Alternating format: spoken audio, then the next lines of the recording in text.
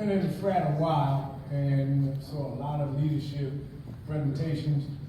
This one has been the #1 best that I've heard. Got called in the CO's office. Why are you so violent? I said, sir, I'm gonna be honest with you, man. 21 Navy SEAL officers. Again, he was the 5th. For those that came to that number of 19, he is responsible, directly hands-on, interacting, training, and mentoring the 17 of those young men who came after him. So when you put that into its proper context, and I'm factoring in 2 young men who just made it through Hell Week just last night, he is still mentoring, still doing that last night. He's a graduate of the University of Michigan Business School, Ross Business School. He is a high-end performer. He has trained over 100,000 men, women, as it pertains to leadership. In addition to that, he has been one to have produced substantial and sizable results through unconventional but undeniably effective methodologies. He's trained men to speak truth to power. He's talked about the importance of getting down to brass tacks. And when he was extended with this opportunity to be able to come before the brothers, he was more than excited to be able to be here today. He has a substantial resume. I couldn't do him justice in 5 minutes to be able to talk about the expansiveness of it. But again, I am honored and privileged to be able to introduce to you my dean, in fact, 298 Lambda Omega, life member number 4308, Jake Swig.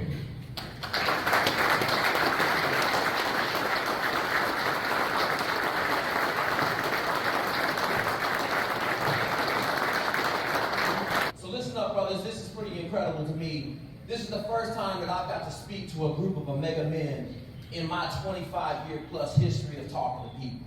Okay? And we're not just any people, we're men, all right? So last night I was talking with Brother High, 73, and I kept calling him Mister, because there's some reference. I grew up in Lambda Omega down in Norfolk. We had 6 of the first black dentists in the United States Navy, 6 of them. They were in my chapter. They were trying to help me with some of the turmoil that I was going through as the only black officer on the East Coast in the Navy and the SEALs. Okay? So I just want to take a second to recognize everybody in here for giving me this opportunity to stand before you. Okay?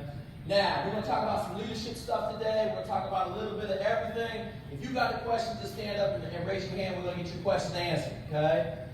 I'm a lot different than any of your normal speakers. Okay? I don't sit here. I'm not on that pomp and circumstance. Okay? I'm just not. That's not who I am. All right? I'm going to send my shout out to Brother Giles, Sharif. I can't be more gracious and expectations of my ability to talk to you guys. Okay, so I talked to Sharif yesterday. We were talking about a bunch of stuff, and it came back around. We're going to talk about leadership, and I'm just going to talk to you about how I operate as a leader, because I understand that I have my shortcomings. Okay, so the largest thing, the best thing you can do is know who you are as a person. All right. I'm the only black person in my whole family, okay? So I was raised in a Jewish household, Washington State. I got a $5 allowance as a baby. I got $5. When I figured out what money was, I had about $300 in an envelope, okay? So I grew up kind of on a different side of the tracks, but then I got a stepfather who was a drunk truck driver, okay? Did 4 years in prison, murdered his first wife, caught her in bed cheating. Okay? So I grew up very violently. All right? Very violently. As some of you know, 15, 20 years ago, you said something to me when you was going to the brass. Okay? You may or may not come out victorious, meaning you could walk away. Okay? That's just how it is, right? But because of my upbringing, I got some severe limitations in life. All right? Since then, 2011, I started going to Al-Anon meetings because I couldn't really control my violence, and I'm somewhat of an intimidating person, which is crazy because I'm 5'7", light-skinned, right? But everybody want to try me, but they lose, okay? So I tell folks, like, I know my limitations, all right? I'm going to bring it all back around.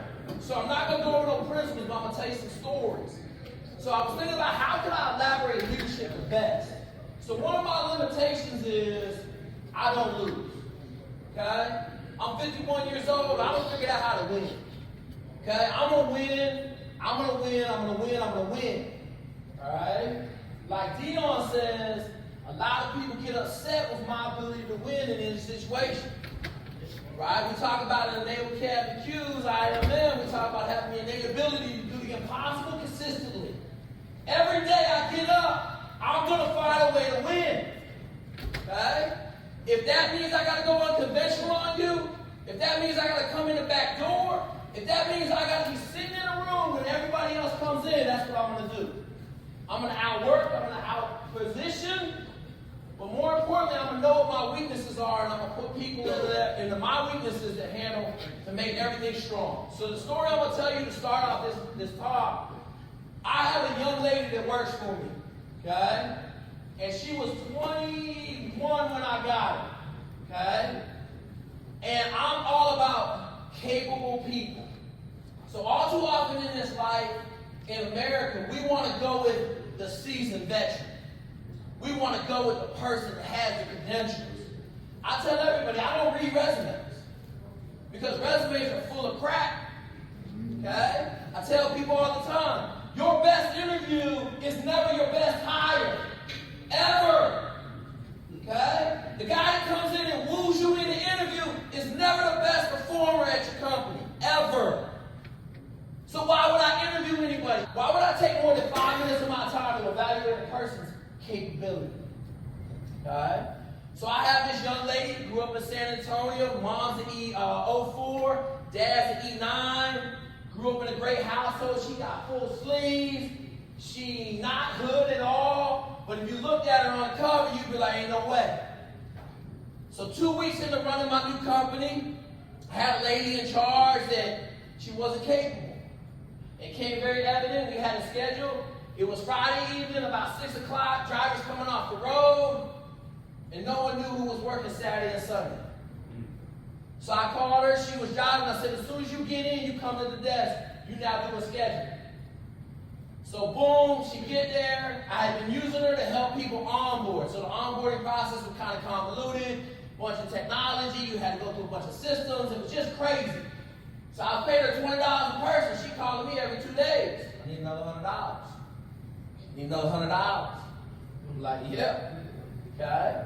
So through that process, I had a little bit of inkling. Okay, she got some capacity to it. So my kind of one of my mantras is I put a plate on the table. The more you eat, the more I feed you. Okay? The more you eat, the more I feed you. All right? If you keep eating everything on that plate, I'm going to keep heaping it on that plate. At some point, you're either going to stop eating, or I'm going to feed you everything I have to feed you. Okay? So, boom, we fast forward. We now on this Friday. I take it. I work all night. Come in 6 in the morning. Got the schedule done for the next week. She come in about 9 o'clock. The other lady is there. They sit down. I said, do you need any help? She said, no, I'll figure it out. Call ADP, give her full access to ADP. About 3 o'clock that afternoon, she said, we good. It's okay, where we at? She said, don't worry about it, I got it covered. Okay? 21 years old now. 4.0 in college. Had a little humps and bumps coming up. Okay? Full sleeves. Just remember full sleeves. I wish I had my picture. I didn't put it up there. I had it on my phone. Okay? So, long story short, I said, okay, boom. Everything started going smooth. She released a schedule every night at 6 o'clock for the next day. So we run a delivery business for a big blue company. They suck. Okay? They are atrocious to work for. So there's a lot of change that comes out between, call it 5 o'clock and 6:30. So she released a schedule every night at 6:30. She got an ADP schedule. We got group meeting. Everything's smooth out. Okay? So I did the first payroll. So I said, well, if you're doing scheduling, you got to do payroll because you know who's working and who's not working. She said, okay. So the second payroll, she called me over. She said, hey, man. She said, you paid $8,000 too much on the first payroll. I said, okay. She said, I got it. I'll take care of it. So that first week or two, she spent maybe, call it 10 hours on the phone with ADP. Okay? But I kept feeding her. So as soon as I got done with her doing scheduling in ADP, then I started giving my time, because we'll talk about lifting as we climb, and we'll talk about how it applies to Omega, but I want to grow world-class leadership. Okay? If you're capable. If you're capable, I can do it. If you're not capable, I can't make a world-class leader out of you. Okay? Because when I need you to do the right thing in the right situation when no one is around, you're not capable of doing that because you're not a capable individual. Okay? Does that make sense to everybody? All right? So fast forward, boom. Now we're about 6 months into the relationship. I was telling Brother High in BK yesterday, I gave her probably 1,500 hours of time in the first year. Okay? She was capable. She had no idea what leadership was. She had no idea how to conduct herself as a young female in the workforce. She had a lot of, not shortcomings, just no knowledge. All right? Some of those conversations revolved around buying lube. Okay? She got a real job, buying a new car. This is all. She had a brand new Jeep, whatever it's called, crossover. She wanted to buy a new whip. Okay? So, coming back to my Jewish heritage, we don't spend no money on a car. Okay? Everybody laughing in here. How many people have spent more than $50,000 on a car recently? Raise your hand. Don't be shy. Bunch of brothers. Okay? Did you buy that car with your company's money, or did you pay for it yourself? Okay, pay for it yourself. I would argue that I could take that $50,000 and go buy 2 houses for $300,000 a piece, and now I got $600,000 working for me. In 5 years, I could buy a Lamborghini Ferrari with the interest and the appreciation. You see what I'm saying? That's how I was raised. So I'm gonna work some differences in here. Okay?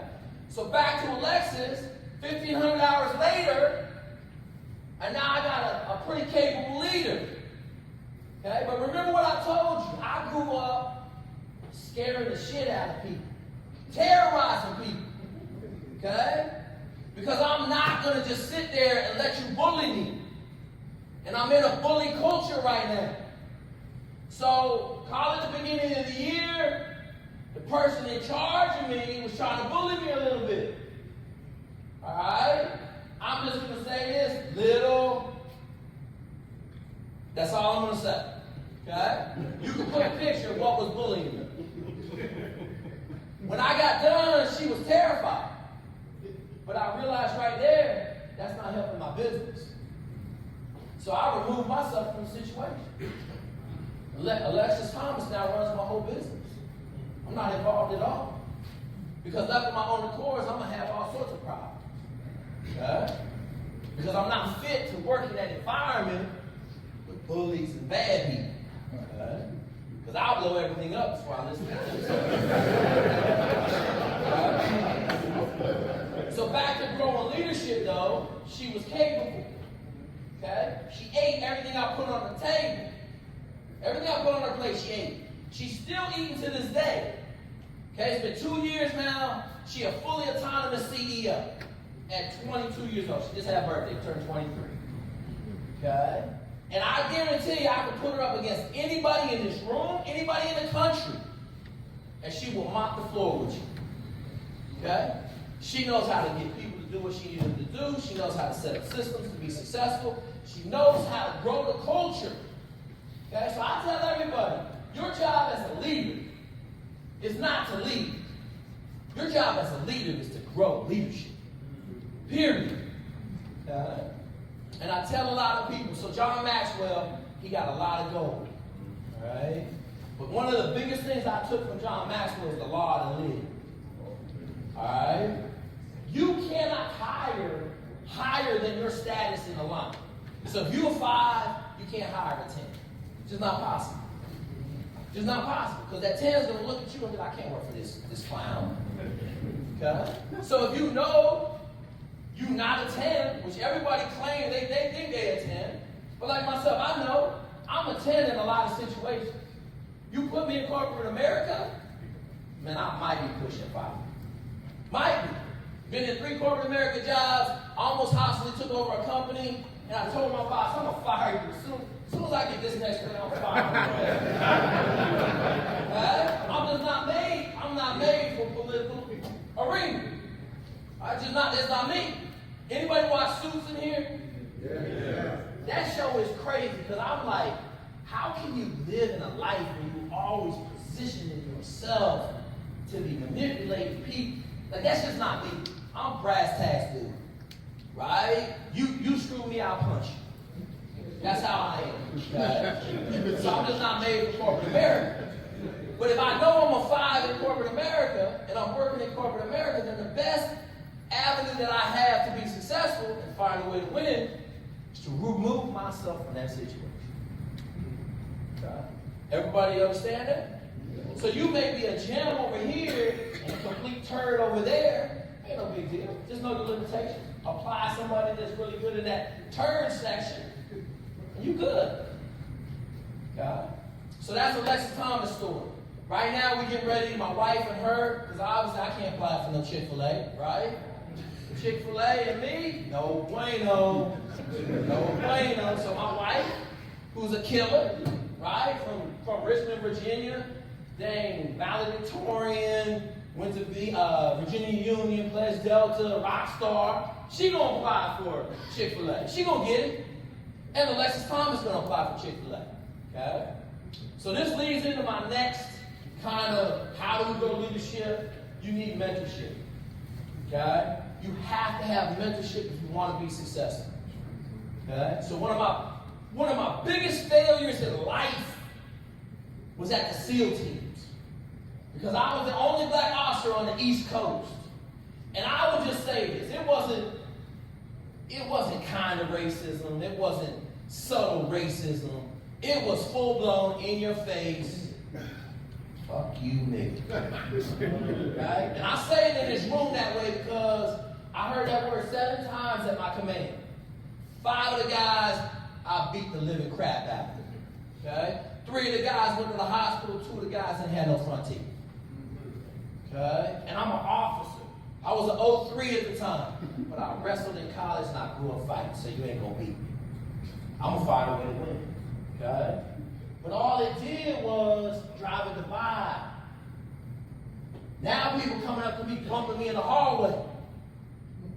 Boom! What you doing? F you, Ed. Oh. Shot! Oh! Got called in the CO's office. Why are you so violent?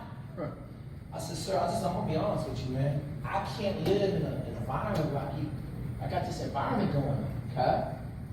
Now, fast forward 7 years, 2001 to 2008. Anybody in here know Jean Humley? Dr. Jean Humley? Her brother was one of the brothers in Naval Academy 81. Anybody know that name? So she's a big OBGYN. She did all our physicals at the Naval Academy for the bros for the last probably 20 years. Okay? I get a call from her. My son wanted to be a Navy SEAL. I need you to talk him out of it. Come on now. All right, Mom, I got you. So I talked to the young man, boom, boom, have a conversation. All-American lacrosse player from Penn State, we roll him into training. All right? But I equip him with some different tools. All right?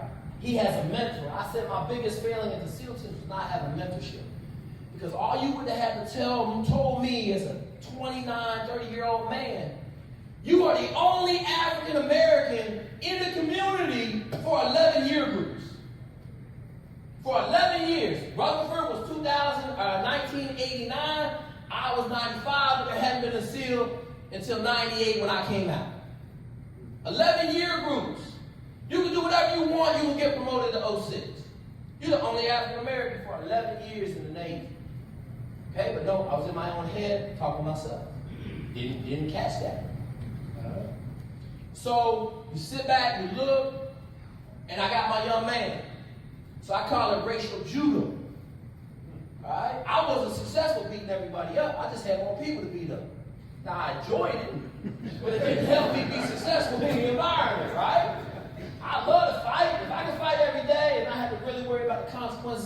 that I fight every day. I love a good fight. Okay? So racial judo, glad to know who the bigots are. Right? Hey Mike, glad to know who the bigots are. So my dude roll out of training, get to his first command, someone dropped the N-word on him. Then no one believed me that this stuff still happens. That's the biggest part of it. Half of them be like, they're like, oh my God, Jake, I got called the N-word at work today. I said, oh yeah, really? How'd it go? It was awesome. He said, Mike, glad to know who the bigots are. So what happened? Oh, the platoon beat him up. See how quick that changes? When you change the paradigm of what you're looking at? You change the paradigm from you to them. Okay? But what I did was I enabled my guys to be successful. Okay? I wasn't successful. I analyzed it. What can I do differently? All right? I had to find a way to win in my head. Okay? So now, we talk about leadership. We talk about being able to get out of your own way. Okay? I'm really good at mentorship. All right? Really good. Because I don't give a shit what you're trying to do. I can get you there. Okay? The formula is the same for success in life. And a lot of people don't understand that. It's the same. I got the #1 neurosurgeon in the country right now is under me. Okay? I got a submarine captain from the 03 line.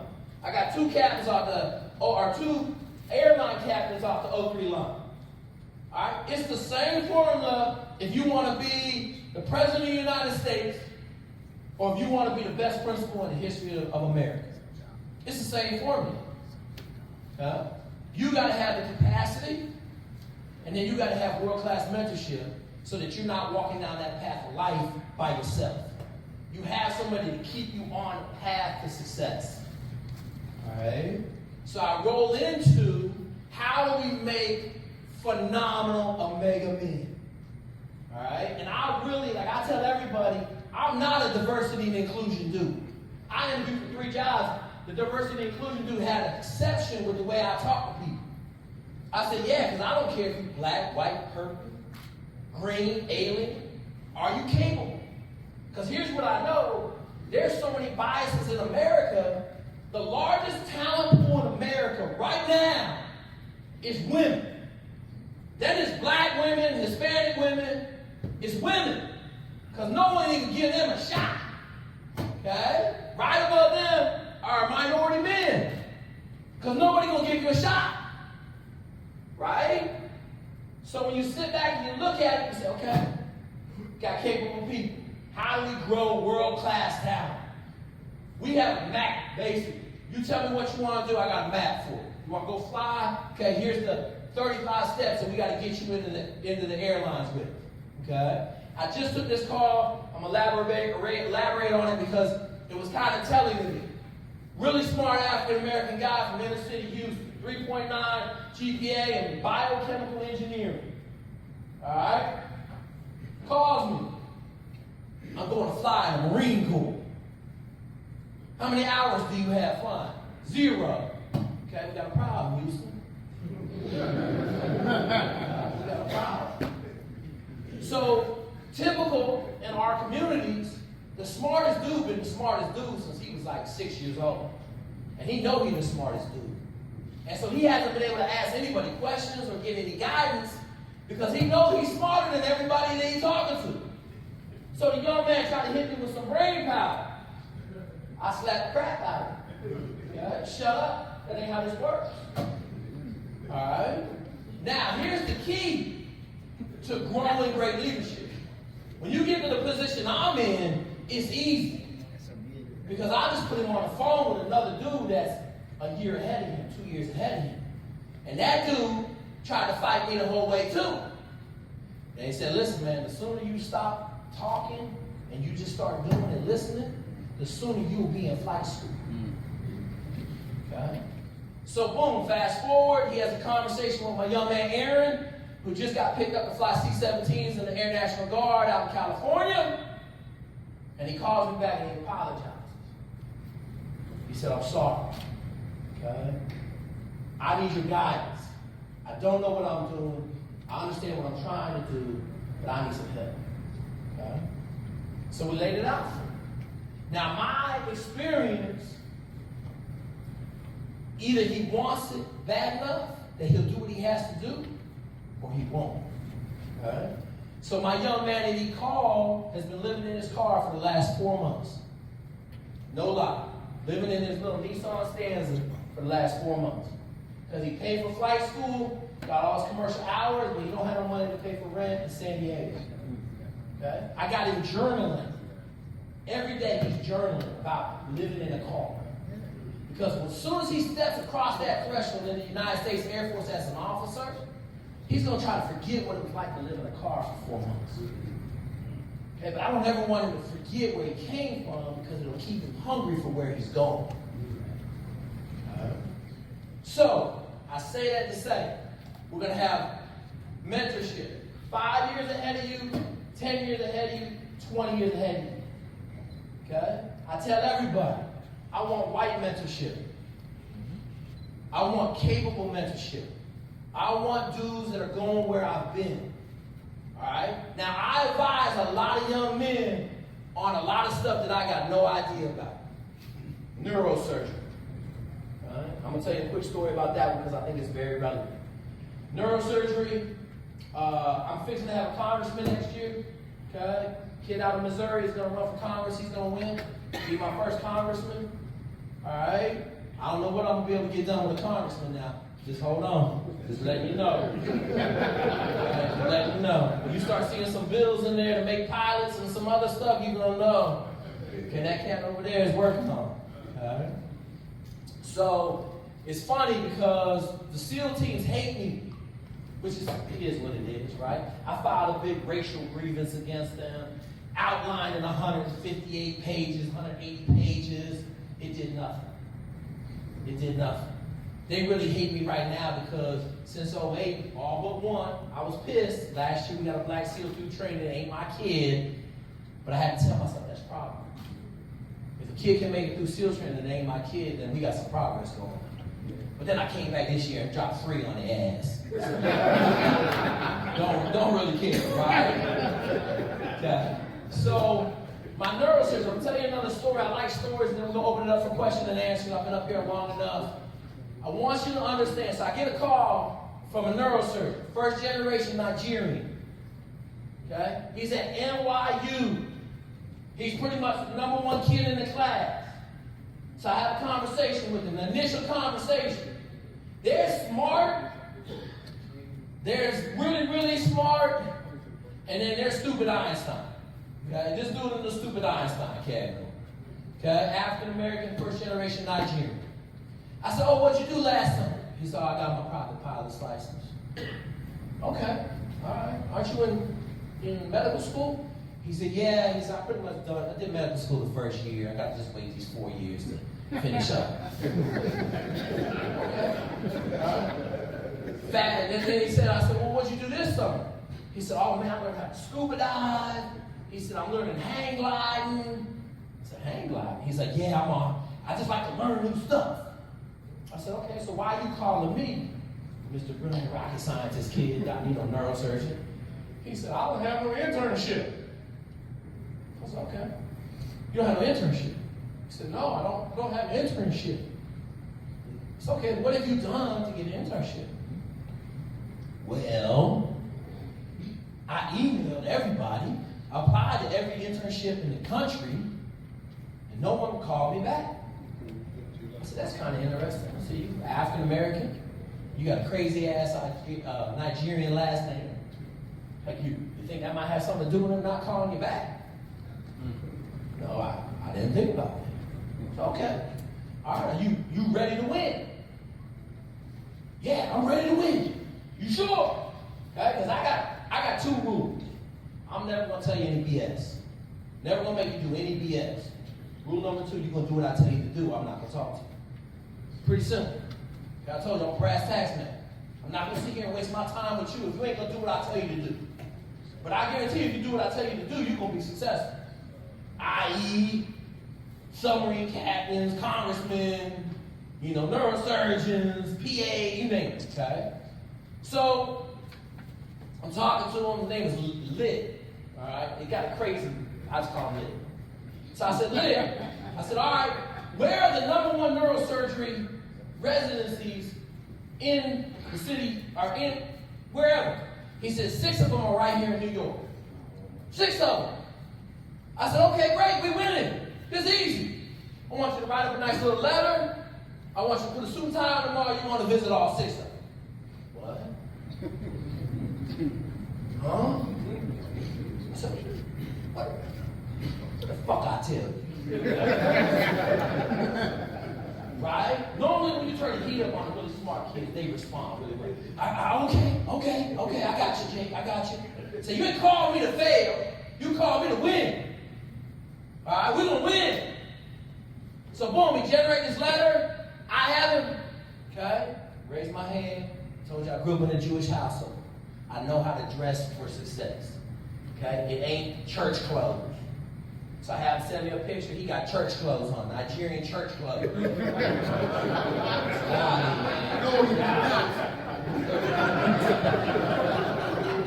So we send him down to Ross. We get a nice white shirt. We get a plain red tie. We got some nice gray khakis on. Okay, so the next morning, I don't think nothing of it. I gave him his mission. Boom, I get a phone call at 10 o'clock in the morning. He's screaming, "Oh my God! Oh my God!" Okay, what happened? You ain't gonna believe this.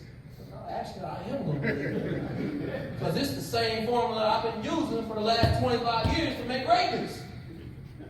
So this is the story. He walked into the first doctor's office, #1 neurosurgery residency in the world.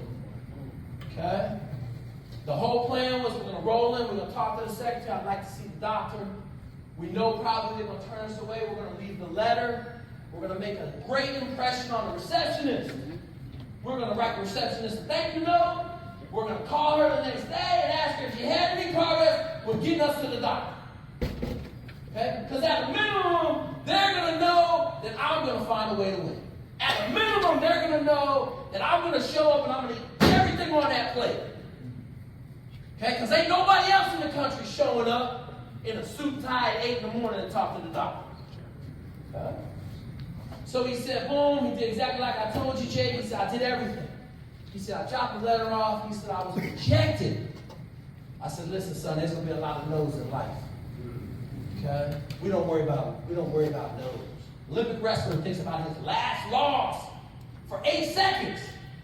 So we're not worried about the losses. We're only worried about collecting the wins. He said he got in the elevator. He was riding down the elevator. He got to the bottom. He said he's stepping out of the building. He got a phone call from the secretary. Can you please come back upstairs right now? Because I need you to meet with the doctor. Okay? #1 neurosurgery residency program in the country. He walks into the doctor. The doctor has a good conversation with him for about 10 minutes. He said, Lid, I got 20 interns working for me right now. Not only am I going to give you an internship, you're going to be in charge of the 20 interns. Okay? Not only will you be in charge of the 20 interns, your name is going to go on a research paper as the #2 research person. Okay? The formula is the same. You got to show up and eat everything on the table. Okay? Fast forward 2 years, he's in the #1 residency program. And this is what I said, once you build capital, and once you got $600,000 in the bank, and you can pay cash for that Ferrari, it changes the game, because now I got force multipliers. Okay? So in the last, call it 7 years, I've come off of mentoring as much as I've started forcing mentoring down to my lowest level.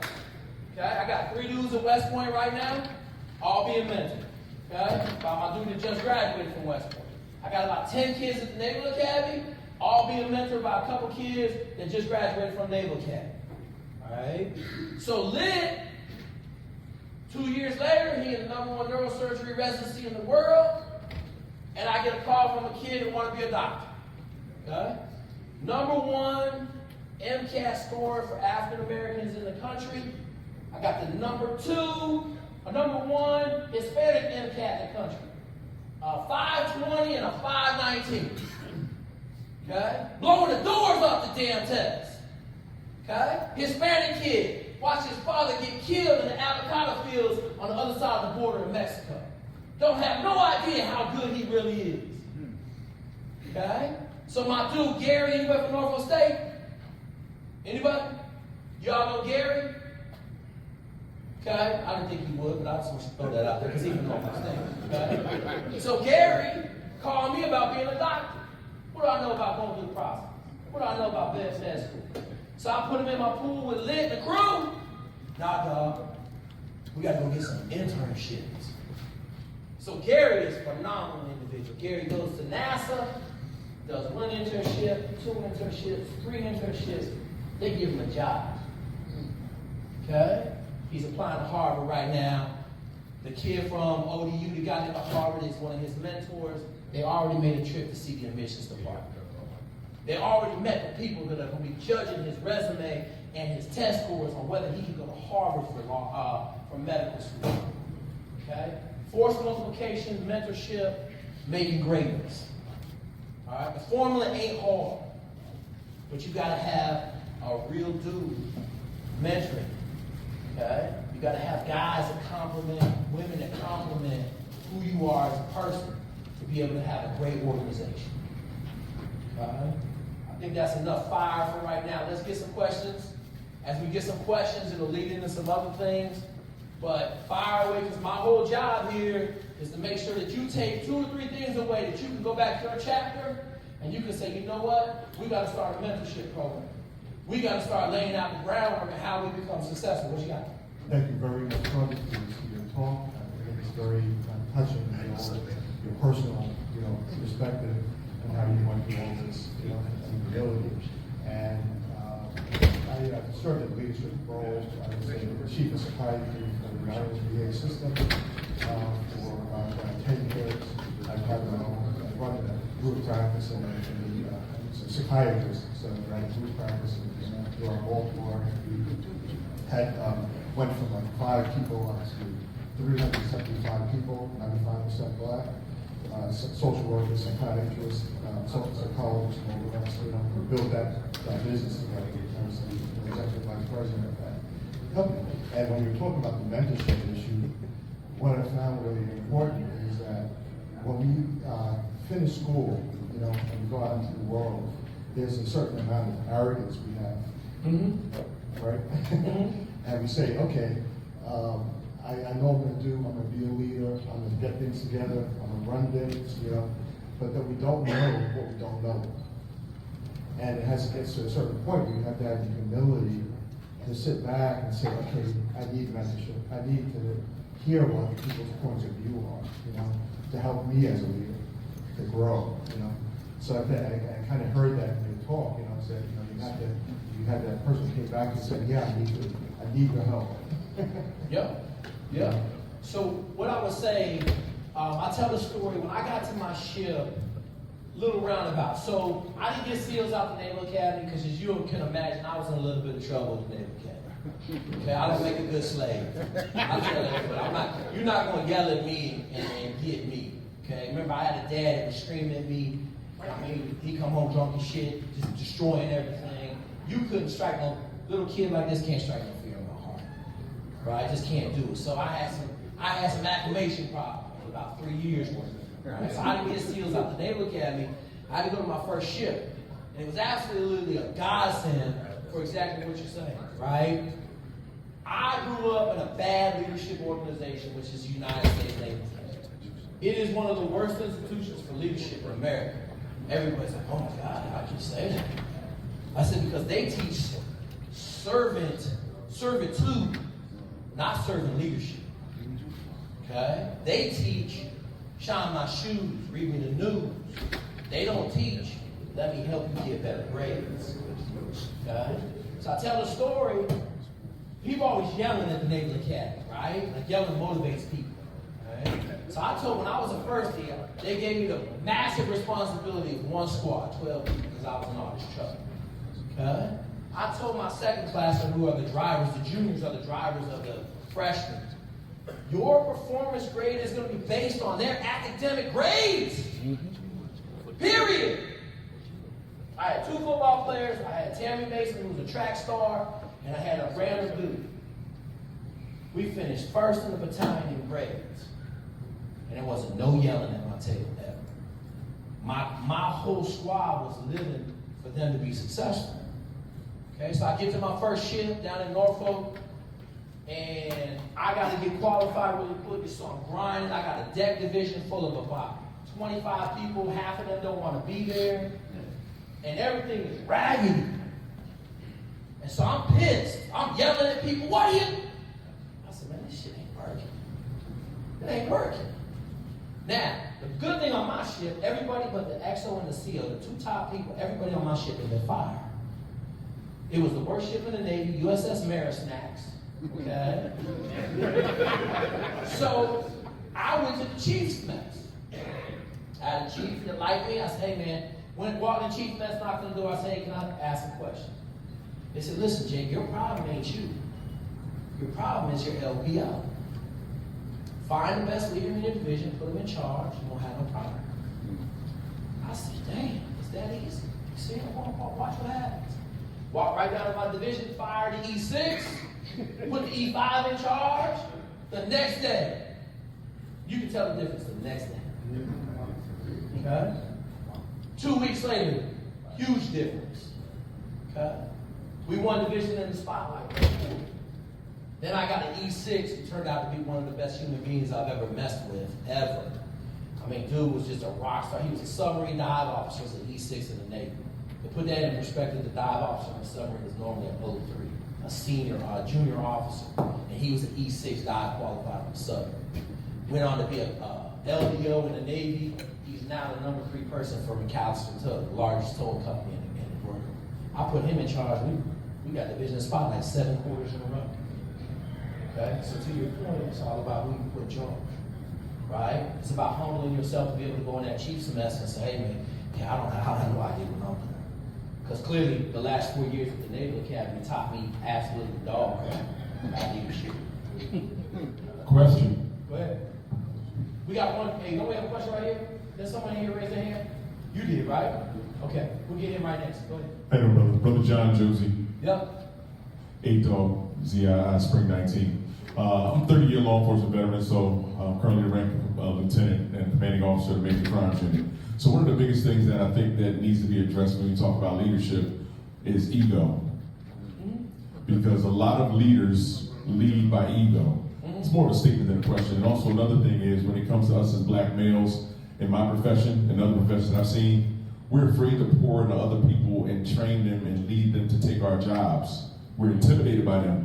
And I see that in my profession and several other professions. How do you impress upon people to get beyond that? Number one, get beyond their ego. And also how to get beyond understanding that, like you said, your role as a leader is to build leaders.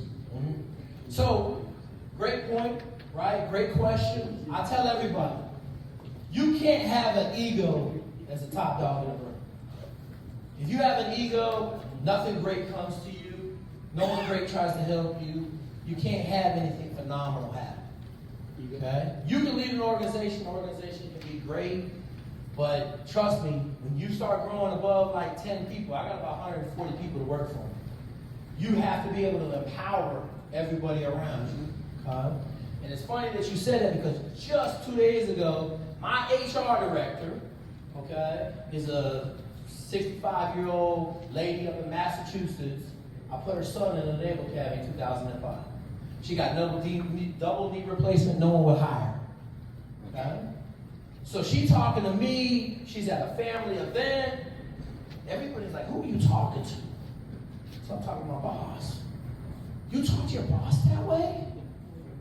She was like, you just don't understand. Like, my boss is the boss, but he don't give a crap about nothing but winning. They were like, oh my God. And she was like, you should hear the 21-year-old getting his ass when he mess up. So I tell everybody, I don't really have an ego. It's funny because Alexis talk about it all the time. We talk about Louis, right? We talk about a new car. She still ain't bought a Louis bag, but she bought a new house. Okay? She closed on a house at 22 years old. She bought a new house, but she ain't bought a Louis. She'll say it all the time. She's like, sometimes I don't understand how you're able to just sit there and let the stuff happen. And I said, because I know I trained you the right way, you're going to be fine.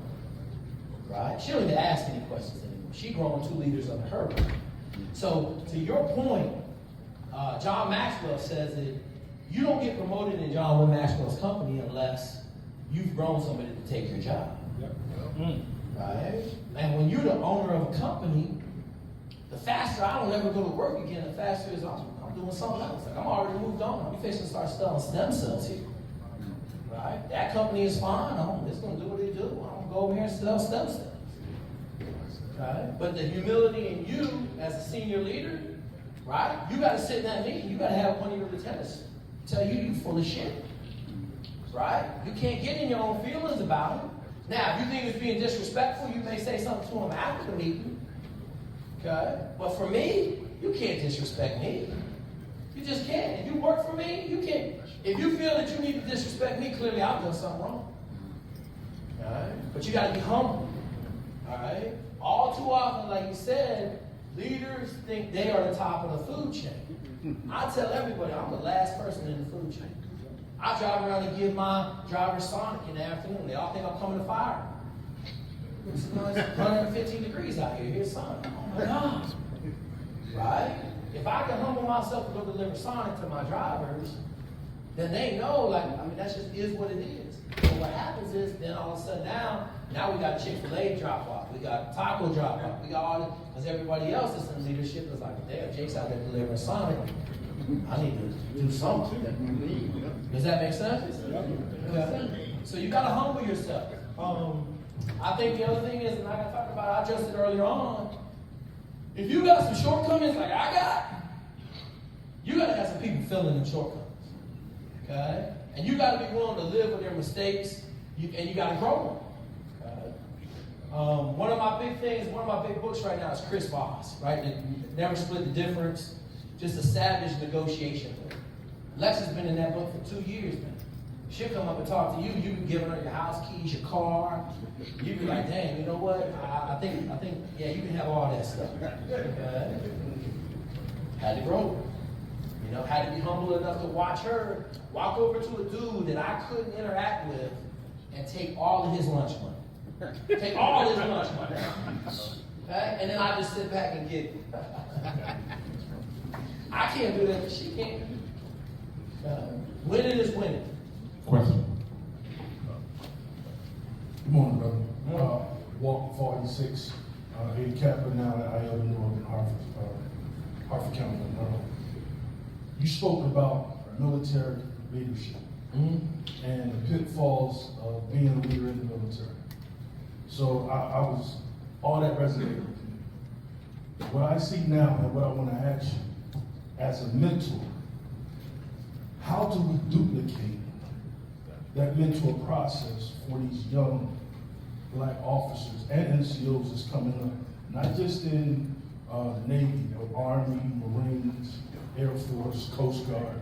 Because what I see is 20, 30 years ago, I seen us really pull and try to get each other, to the next level.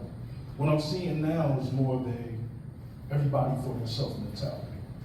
And it's more political than it has to do with raising young soldiers and young officers. So how do we duplicate what you're doing and mass produce it? So like I said 7 years ago, right? I made a concerted effort to force mentorship to the lowest level. Okay, what does that look like? So I'm gonna use West Point as an example. Phi Nu, that's how we started the Naval Academy. Went to an event with Phi Nu, had to beat everybody up, wrestle, got thrown through a door in a hotel. They were mad at me. But I was only Naval Academy Q at a Phi Nu event, Army-Navy game. That's how Naval Academy started, right? So fast forward, say your question again.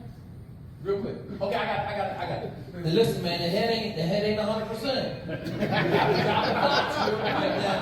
That's why my kids ain't playing football. So at West Point, I had a kid that I've had since his sophomore year of high school. Poor Hispanic kid from San Antonio. Good kid, great kid. All right, want to go to West Point. If I get you when you're a sophomore, you're gonna go to whatever school you want to go to. That's the facts, Jay. Okay? So he's at West Point, he's a senior. Now this is a funny story now. So I got 2 kids. Samuel, poor Somali kid from DC, and I got my other kid who I thought was Samuel, rich, really rich, Indian kid with a 1590 SAT score. Okay? I thought they were the same person. Alright? I thought Samuel was a little Indian kid. I thought they was, so anyway. So he goes up, the little Indian kid wanted to go to West Point. Samuel wanted to go to West Point. So he go up to West Point. Okay? My dude who's there, Nicholas, calls me. He's like, Jake, this ain't some little black kid from Somalia. This is some rich Indian kid. He kind of snotty and he failed the PT test. So what? So I get on the phone with him. Okay? I said, listen, I thought you were somebody else. But now you still in my crew. We don't fail PT tests. All right? So Nicholas, that was really his first mentee. I shoved foot up his ass because I was like, we don't fail. Right? Kid lucked out. I don't normally mentor 1590s, $1 million income kids. I just don't, because you're snotty. But this kid, I beat the crap out of him. Okay? He's from Dallas. I slapped the shit out of him. I said, we're not having it. Okay? But what I really did was I hammered Nicholas and said, why did he fail? Right? So then Nicholas gave him the run program I had given Nicholas the year before because Nicholas wanted to be an infantry officer. The little kid went home, he had shin splints. I mean, come on now, 1590, this kid ain't never working out. Can't do a pull-up, can't do a push-up. Okay? I hammered Nicholas. I hammered him. Where's he at? Where is he at? Where is he at? Okay? Because I understand, I can hammer him with a lot better effect, but Nicholas has to understand how to grow. So I tell everybody, you have to spend as much time mentoring the mentors as you would mentoring the person. But now I got a force multiplier. So I make all my kids at the military academies go to bed at 9 o'clock. Okay? Everybody else stays up till 1 in the morning doing their homework. We don't do homework, we go to bed, we go to class fresh, we do web. Okay? So I said, hey, called him the other day, right? I said, why? What's going on? How's your 9 o'clock bedtime going? He said, oh, I'm mentoring some kids in my class in chemistry and calculus, so I'm not going to bed until 11 o'clock. So I called Nicholas. I said, Nicholas, fix this. Okay? Fix it. So then he called me back Saturday, last Saturday, and was like, all right, I'm going to bed at 9 o'clock tonight. I said, you tutor them other kids on Saturday and Sunday when it's on their time, not your time. Okay? But you got to spend as much time on the mentorship. Okay? It's easy to say. I'm going to give you one more point. Okay? 2023, we got a social problem going on. Social media is crippling our young people. Yes, it is. Okay? It's crippling them. So if you think you're going to mentor a young person and they're not going to want to text somebody, they're not going to have hard questions or hard comments. So I'm going to give you something, okay? Right to your point. So we had a guy working for us that was in charge of 400 Lowe's. He was the Southeast region manager for Lowe's. 50-year-old, been an executive in corporate America for the better part of 20 years. He was driving a van for us. He came in, we brought him in as a dispatcher. Okay? He did some foul stuff. In our world, did some foul stuff. So we had to fire him. So Alexis Thomas, 21 years old, had to fire an executive. I don't want to do it, Chief. I don't give a shit. Okay? You fire him. Get your ducks in a row, figure it out. Sit down, have a conversation with him face to face. I said, you're going to do it. Because I'm going to force her to grow. I can fire him. Right? I don't like firing people, but I understand that that's sometimes you have to do it. So, boom, she sits down and has an hour-and-a-half conversation with him. At the end of the conversation, he said, I think it's best if I resign. Okay? Remember what I said, she'll take your lunch money now. Right? But that's what I'm saying, right? That's an example where I had an opportunity to grow a 21-year-old to the next level. Is she capable of firing this dude, Southeast Regional Manager for Lowe's? What can't she do? See what I'm saying? Okay? So I say to everybody, you have to understand the social norms that are going on right now with young people that don't want to communicate face to face. They don't want no conflict in their life. Okay? You have to force them into situations where they have conflict. Period. Okay? Peace, brothers, peace. Next question. Curtis Collins, 120 OMN. On your IG Live, I was in when you were talking about picking the scab. Thing that happened when you were at the Seals. What is it that you feel like this organization can do in order to prevent picking the scab, but doing effective mentorship between the young brothers and the older brothers? So it's interesting, right? We got some internal problems at IMF, right? I'm just going to tell you, I'm a brass tacks dude. I shy away from no problems, ever. Because I grew up in a Jewish household and my aunt grew up in the Holocaust. And she told me, she said, listen, if you had a problem in the Holocaust, you kept it to yourself, you were dead 2 hours later. So in the Jewish community, we tell everybody our problem. We have a problem right now. Intake in the United States Naval Academy has fallen below our standard of complete gold. Okay? It's fallen below the standard because the individuals involved in the process have been fives. And the fives in the program can't raise tens. They can't attract tens, they can't keep tens, they can't make tens. Okay?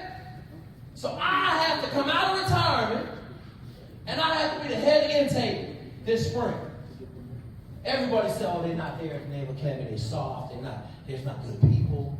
I go down to the Naval Academy, I got a list of 26 individuals. Okay? Because I told them I want killers, I want academic excellence. Okay? That's what I want. Because I'm going to bring back 03, 04, 05, 06, 25 brothers on the yard at the Naval Academy. They run in the 2nd District, the 3rd District. They run in everything. Okay? It's just a situation where the scab, so back to the question a little bit out. The scab, call it picking a scab. So if you have a scab and you pick it, it just bleeds, right? Scab reform, you pick it, it bleeds. So that's why I say kind of a death by 1,000 cuts. Okay? In Omega, you got the young heads and the old heads. Okay? The young heads, in this day and age, I'm just going to tell you, they're all delusional. All right? And it's because of social media. I addressed it a little bit, right? They see somebody in a position and they think all I got to do is do social media, I can get there. They don't understand the hours of hard work like the NFL, right? Or the influencers on social media. I'd be laughing. When I got to Illinois, everybody was on me. Oh my God, you got 15,000 followers on YouTube. Come on, bro. What are we talking about? There ain't no value in that. Okay? So I tell everybody in Omega, to bridge the gap with the young people, you had to meet the young people where they are. Okay? And I'll go without it. I don't care. I don't care. I got a young man in the Naval Academy who's helping me with the process. Right? And he wants to bring it above ground at the Naval Academy. Okay? Amir's over here grunting. Shut up. Okay? Here's what I'm going to tell you. Do I think it's the best thing in the world? Do I think it's a really good idea to give control of our organization to the Naval Academy? Knowing their history on just black relations. Okay? I don't think it's a good idea. But I gotta give as much as I give. So I'm not gonna address that. He wanna do that, he go down that road. If 5 years from now the whole thing blows up and we don't have any bras on the yard, I know this, I'll find a way to win. Right? We'll figure out a workaround. Okay, but that's one of his things he really wants to do, so let him do it. Okay? I'm going to give you one thing. This is a good one that comes off of this. Okay? So I have a leadership kind of axiom, 25-50. Okay? If there's not a 25% chance that catastrophic failure is going to happen from the person's decision, I let the decision ride whether I like it or not. Okay? Unless I see a 50% chance of some major mess up, right? Loss of a lot of money, something like that, I let the decision ride. Okay? Because everybody learns a lot more from failures than they do from success. And if you don't let your people fail, then you can't grow the leadership. Okay? So to your point, picking a scab, just understand you gotta have the ability to be like, look, you gotta let them lead a little bit. Okay? And you can't get sucked up. But that's when the mentorship helps you not pick the scab, right? It helps you stay out of it. But making a divide, it's always gonna be a problem. Right? Old heads, I was telling a story yesterday, man. I don't shy away from nothing. When I came into Lambda Omega, this is crazy now. I looked at the life membership and the dues, and I said, man, life membership, $1,500. I'm just gonna pay for that right now. So I paid for it as soon as I crossed. I paid for my life membership. Okay? So I called National, where's my life membership? Oh, we sent it to the chapter. We sent it to the chapter. We sent it to the chapter. Where's my life membership? I'm in Lambda Omega looking around like, where's my life membership? No one's saying nothing. Okay? 5 years later, I done left Norfolk. I'm at the University of Michigan. I come back to DC. I go down to Norfolk for something. Call National. Where's my life membership? Oh, we sent it to Lambda Omega 5 years ago. So I said, you know what? Let me go dig around in the KRS's office. I'm in the KRS's office. I'm digging around. I'm opening file cabinets. I'm digging all through the whole room.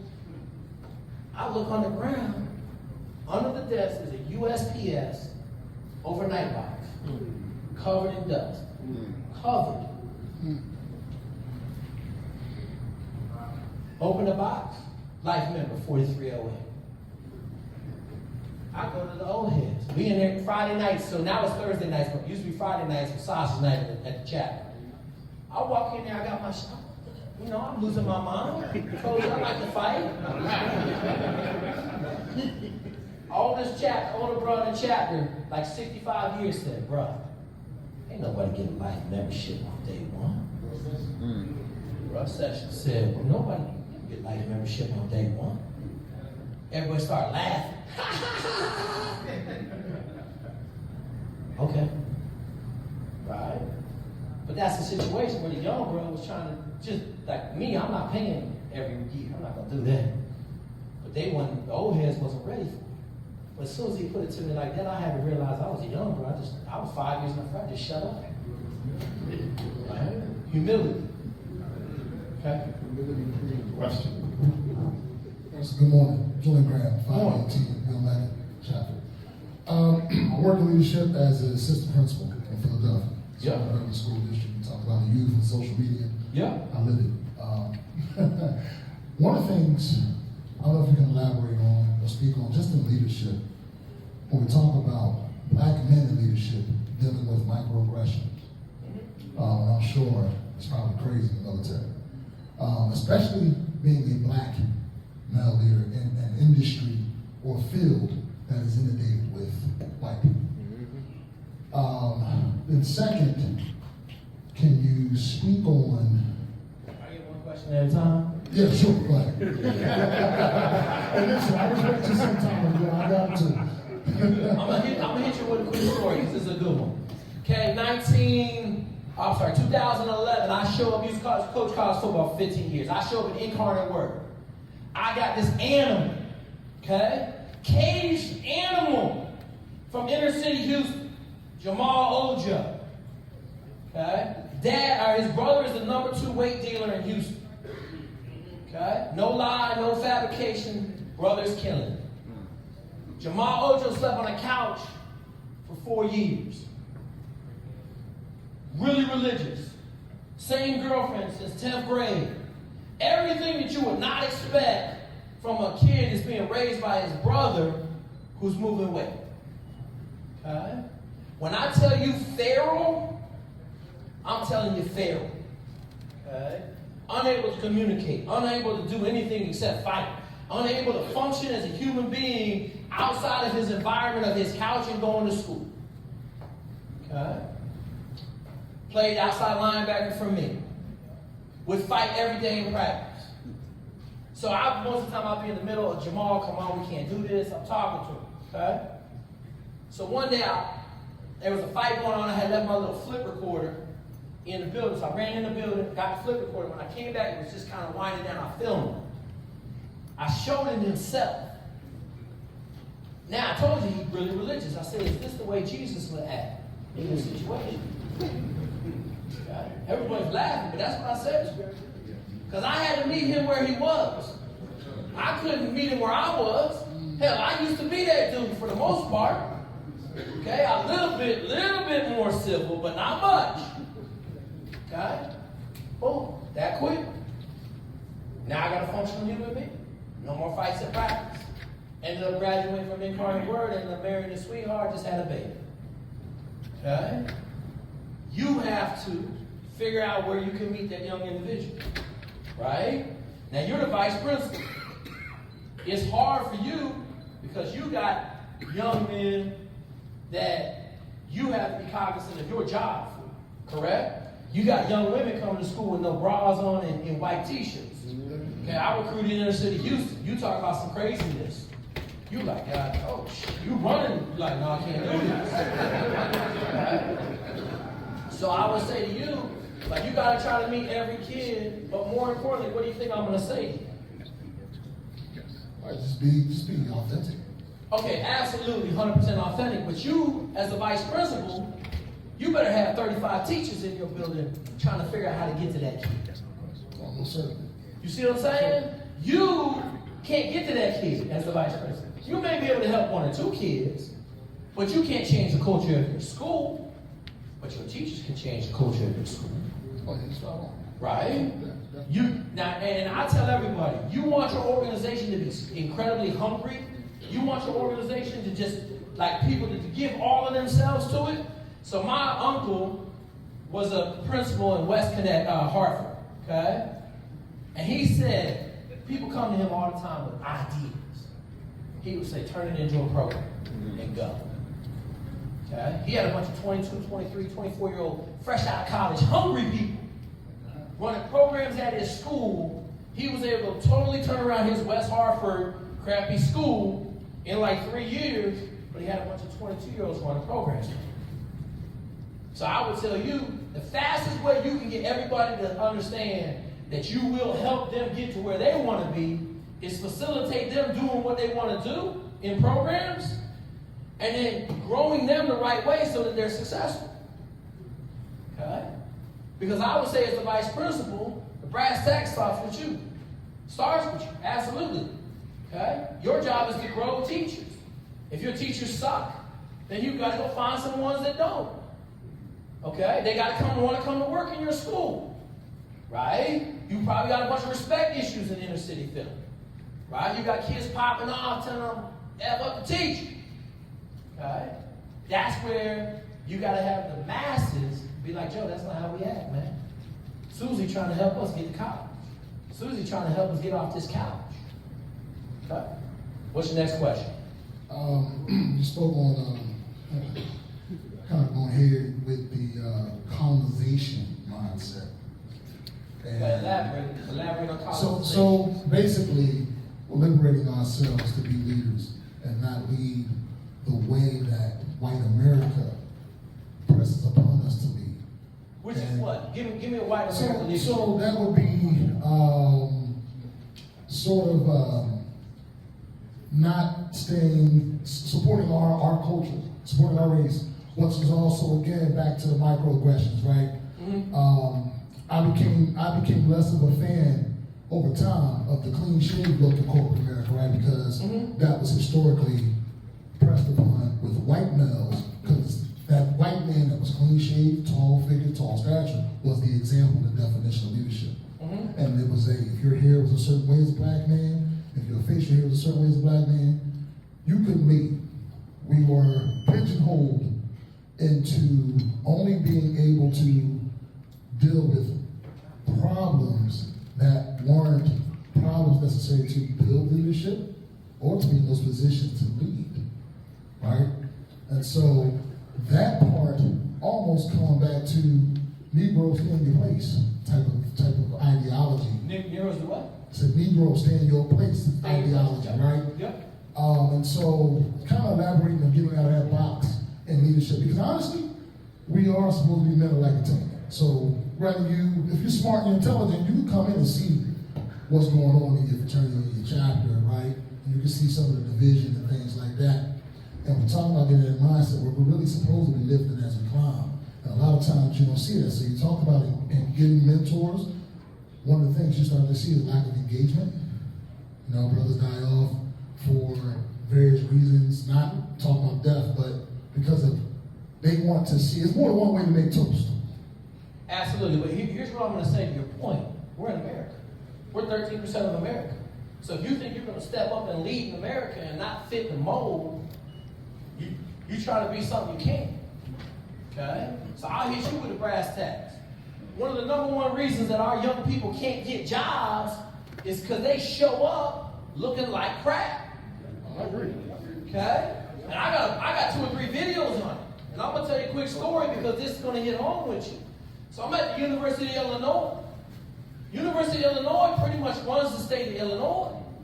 And I got 3 tight ends, all seniors.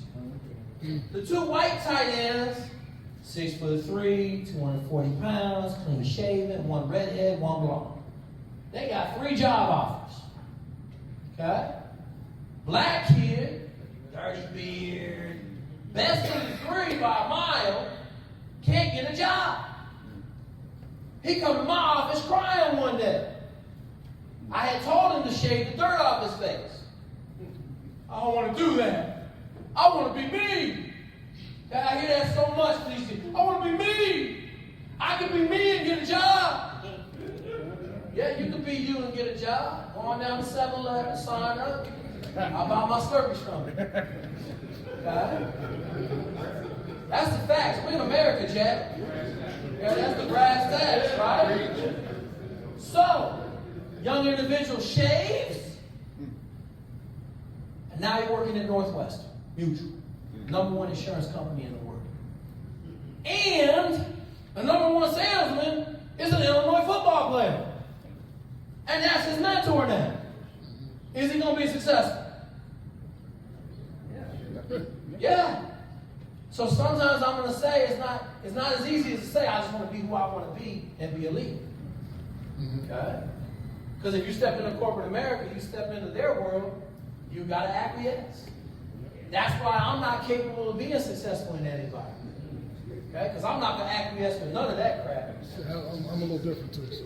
Absolutely. But I'm different. But you're in the seat right now. You're the vice principal. Yeah, I ain't it. I can't. Right? So let me ask you this: as a vice principal, how many grants have you written for your school? I haven't written any grants yet. Okay. How many grants have been written out of your school? I don't know the amount, but there's quite a few because we have programs that are grant funded. So Grant funded, but have they been written in your school? No. Okay, so then I'm going to charge you if you're not doing your job. That's fine. No. I'm not being mean. I'm just saying, as the vice principal, I need to learn how to in an inner city school in Philly, I think I should be able to get some grants for some, hey, we're going to teach a little bit differently. We're going to do leadership a little bit differently. Right? Maybe I can get a grant and raise the base income of the teachers. Now I can get a little bit better quality. Right? I never am one to shy away from the fact that you better be able to operate in the environment you're in. Okay? If you can't operate in an environment, what did I do? I can't operate in my environment. What did I do? I left, got myself. I grew the leadership so that I can step away from it. Okay? Makes sense? Okay. Last question. Last question. Greetings, brothers. Brother Howard, Portland James, Mu Omega chapter, went over Mu chapter 68. And I've been in the frat a while and saw a lot of leadership presentations. This one has been the #1 best that I've heard.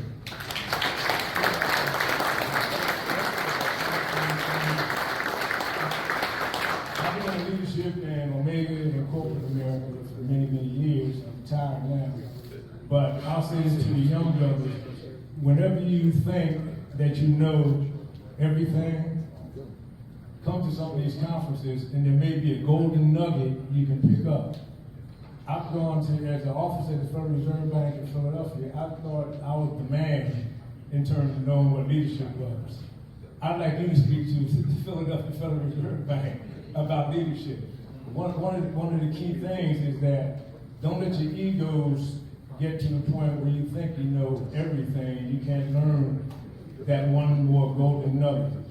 When you mentioned about being a leader is mainly about building leaders, and then I realized all my life I focused on how great a leader I would be, or how great a leader I wanted people to think I was, rather than trying to build those leaders to the point where we can be successful. I've started a lot of businesses. I teach entrepreneurship now.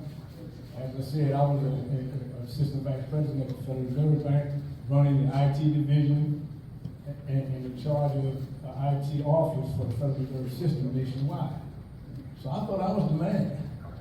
And like I said, I hope that this is being recorded so that I can show it to some of the brothers, some of the younger brothers that I'd like to mentor in terms of leadership. We certainly can use it in my chapter and the chapters around the country. I think that when it comes to doing things and doing it the right way, I've started all kinds of businesses. I had a disco business right out of college. I opened up a martial arts studio as soon as I got my black belt. I opened up an IT computer consulting company. And everything I like to do, I would do a business in. But the first time I heard when Bill Gates decided he was going to hire this guy named Balmer to be the chief executive officer at Microsoft, because he wanted to be the chief technology officer, and he thought that this guy could run the business better than he could. That opened my eyes too. And that's essentially what you were saying. You don't have to be the chief executive officer. You can say, well, I'm going to get somebody else to do it who can do it a little better than me, as long as we're bringing money into the company. And I just want to say to the younger brother, just make sure that you don't get that ego too big, that you forget that no matter how many of these conferences you've been to, how many presentations on leadership you've been to, there's always that one more golden nugget you can get out of a presentation from a brother like this brother right here. And I think I commend you for your presentation, and I hope the other brothers have been listening as closely as I have. Thank you.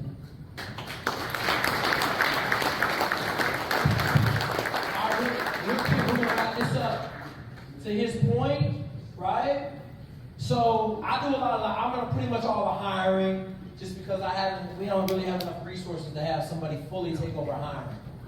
And it's always funny when I show up at the station and I'm handing out snacks, or I'm fixing a tire, or I'm doing something that, most people don't think the owner should be doing.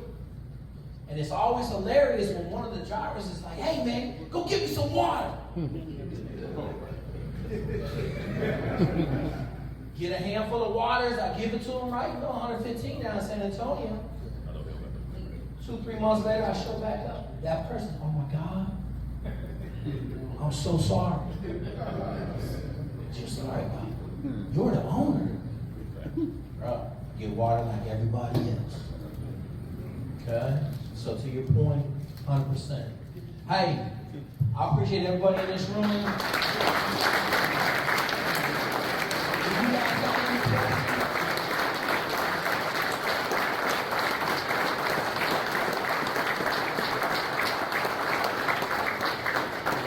If you guys got any questions at all, I'm easy to find. You just put in Jake Swig in the internet, it's going to come up. My email and my phone number. All right, Jake Swig, Z-W-E-I-G, Jewish.